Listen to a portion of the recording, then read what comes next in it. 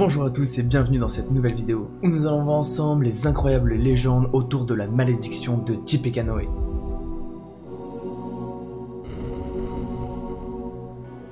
Tout commence au 19e siècle, dans une petite région de l'Indiana nommée Lafayette. À cette époque, les colons américains sont en guerre contre différentes tribus indiennes dans le but de les coloniser. Ils arrivent à faire fuir beaucoup de tribus, mais l'un des chefs d'une tribu indienne nommée Tecumseh décide de résister. Il va alors regrouper différents chefs de tribus indiennes et organiser une confédération pour protéger ses terres et les villages des colons.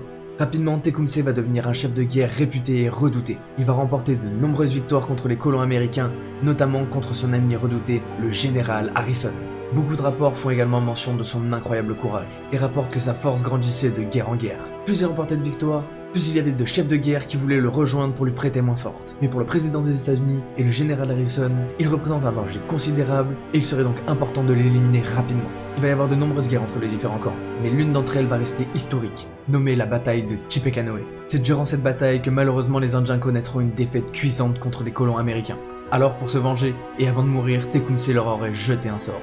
Il aurait maudit tous ceux qui avaient tué son peuple et aurait lancé une redoutable malédiction qui viserait le symbole même de l'oppression, à savoir les présidents des États-Unis. Cette malédiction viserait à punir tous les présidents des États-Unis pour les morts qu'ils pourraient causer durant différentes batailles, et ce, pour les 100 prochaines années.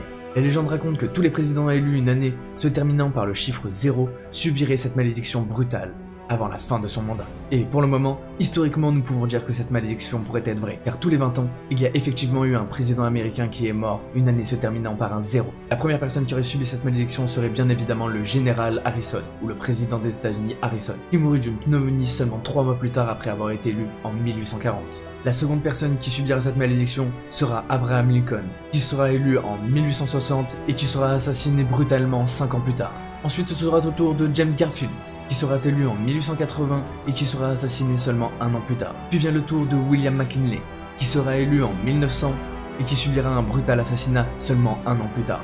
En 1920, c'est le président des États-Unis Harding qui est mort seulement 3 ans plus tard dans des conditions mystérieuses dont beaucoup de personnes parlent d'empoisonnement. Puis Franklin Roosevelt, qui sera élu président des États-Unis et qui mourut seulement 5 ans plus tard d'une hémorragie cérébrale. Et ce, seulement quelques semaines après avoir signé les accords de Yalt. Là encore, beaucoup soupçonneront un assassinat.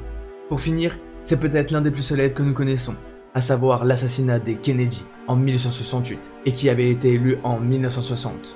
Mais alors que ce soit pour Harrison, Abraham Lincoln, Franklin Roosevelt ou encore les Kennedy, la malédiction a bien l'air d'avoir frappé et les avoir tués après avoir été élus une année se terminant par un 0.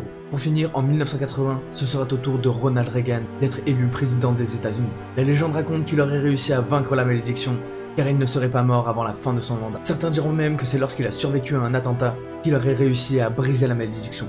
Et la malédiction semblerait bel et bien vaincue, car les présidents des États-Unis suivants qui devaient subir cette malédiction auraient été George Bush, mais il n'est pas mort durant son mandat. Et le plus récent fut Donald Trump, et lui non plus ne mourut pas pendant son mandat. Nous ne saurons donc peut-être jamais la vérité sur cette malédiction, mais les faits historiques tentent à prouver que cette malédiction aurait bel et bien existé. Et voilà, c'est la fin de cette vidéo, j'espère que ça vous aura plu, n'hésitez pas à me le dire dans les commentaires et si vous avez d'autres sujets comme ça que vous voulez que je traite dans mes prochaines vidéos. Si cette vidéo vous a intéressé, n'hésitez pas à aller voir mes autres vidéos. En attendant, vous pouvez toujours liker, partager et vous abonner. Nous on se retrouve dans une prochaine vidéo, c'était Geek on Fire, peace out.